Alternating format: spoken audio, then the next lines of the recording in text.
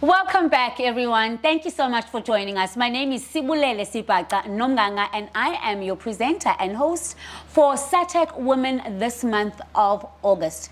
We are celebrating women who are doing incredible work in South Africa, in the region, and around the world. And we're having vital conversations about policy changes and how it affects women and girls around the world, but also we're talking about balancing of our roles. What are these roles? And today we have Sakhile Khaweka, who is the project manager for the South African Health Technologies Advocacy Coalition, a coalition that is hosted as a secretariat by the Aurum Institute.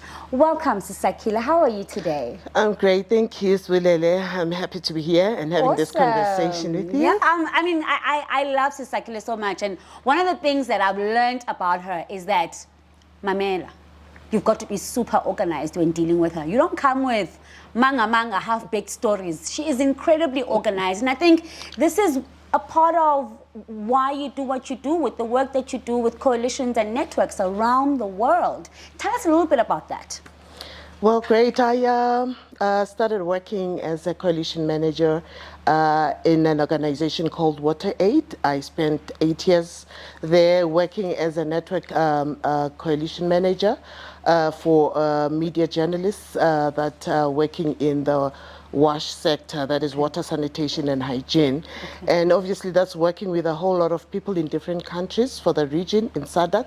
And it needed us to really work and coordinate the work at regional level, and that meant a lot of organizing and ensuring that you inform people on time, you organize things on time. So I guess that skill of being organized came up from there. And then moving to Path, I also had to start managing the Sahtac coalition, which I still do right now, and I'm really enjoying the work there, as it entails a whole lot of organizing of activities, a lot of communication and planning and working with the, different organizations. So I guess that's part of the work. It just trains you to be that. So your work has got to do a lot with juggling, you know, juggling of people, of organizations, of interests, making sure that everybody's interests are heard and are put on the table. I want us to flip the script though, right? Because you seem to be doing the juggling at work really well. How do you juggle being a wife and a mom while having to do the work that you do? Wow, I think it's something that you don't learn anywhere. It just comes along the way, and you just have to figure yourself out. Yeah. But of course, over the years, I've got 3 children and working full time, and also being a full-time wife and mother means while I'm at work and I'm focusing on work. And I think it's really important to get extra help, an extra hand when you are working. Otherwise, you'll just go out of your mind. Coming back from a meeting or even traveling sometimes and being away from home for several days, it can really take a toll on the children and your husband. So when I come back home, I usually make up for that, take my children out, give myself time with them, but it's not easy. And I think it also talks to how your employer supports you in that. Yes. Yeah, because I think it's really critical that we have supportive support systems at work, support system at home, and just socially have support system. Otherwise, you'd go out of your mind. Yeah, trying to juggle everything. But it's enjoyable. I love being a mother, and I love the work that I do. That's why, because of the support I have, I'm able to give my best, and also the support that I get from my family. It also helps me to give my best at work. Yeah. I hope you have got a pen and paper out and taking down these strategies, because like she said, there's no notebook, there's no textbook for it. You've got to pick it up along the way, and we're here to help you most. We got you. You know this. So Sakhile, what are some of the stereotypes and biases that you've experienced in the workplace that negatively impact on the work that you do? Oh, wow. Stereotypes are the expectations that, for instance, in a meeting, a woman has to be taking down the minutes and notes. Excuse me. Imagine. Imagine. And how some pieces of work are assigned to women because they feel like women can do these things better. So I feel like we have to pull out of that and be assertive enough to stand our ground and refuse even to take more than what we can take, and also to stand up against those stereotypes and, be bold and assertive enough to say, I'm not doing this, or I want to do things a different way. So, in one of my earlier podcast episodes, we spoke about the fact that there needs to be a creation of safe spaces for women to gather and have conversations about what impacts them socially. But what we haven't spoken about is the creation of safe spaces for women in corporate. How is it that we can support each other as women who are in corporate, climbing the ladder while juggling home and children? Should there be more spaces?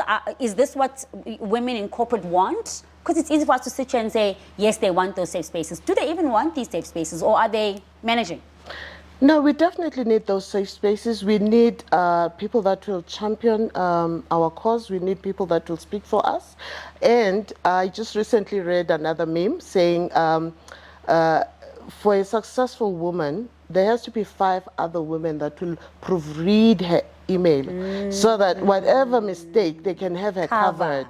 Yeah, so we have to cover each other. We have to uplift each other. We have to speak for each other. We have to mention our names or the names of the people that you're promoting in those spaces where you have access and platform. So we really need each other. We need those safe spaces, and we women have to create them so that we are able to be in those platforms and spaces where we can speak, where we can be heard, where we can bring our ideas without fear of intimidation or stereotypes or having men splaining us. I don't know if people know that terminology.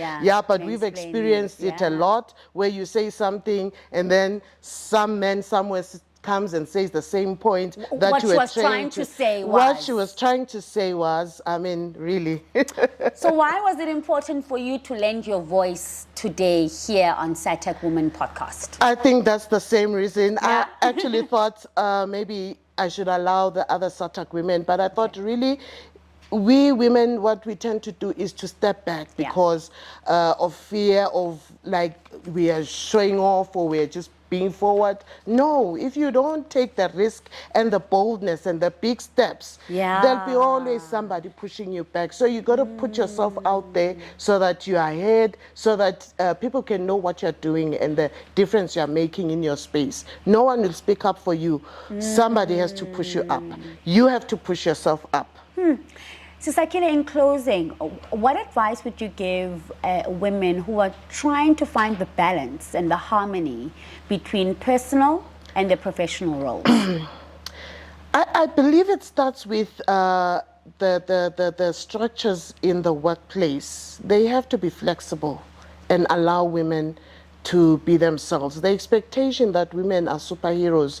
You get at home, you're cooking, you're doing homeworks for the children, and then at the same time you're supposed to compete at the same level with a man who is there until 10 o'clock. You can't do that. But if those spaces are created for women to flexibility, and also women also have to make plan, have a plan. Don't sit there and think things are just going to happen. Have a plan, have a support. If you need to hire someone, hire someone. If you need to take care of yourself and take time out, do so, but take care of yourself. I think that's very, very critical, and what I've learned over the years. Take care of yourself.